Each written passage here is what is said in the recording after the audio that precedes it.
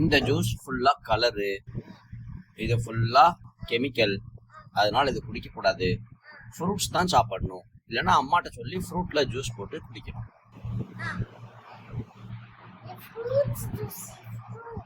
இது ஃப்ரூட் ஜூஸா? எப்படி? ஆரஞ்சா? எங்க போட்டிருக்கு?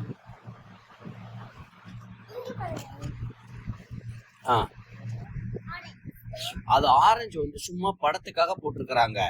அதுல ஆமா, அது ஆரஞ்சு ஜூஸ் இல்ல, அது சும்மா படத்துக்கு போட்டிருக்காங்க.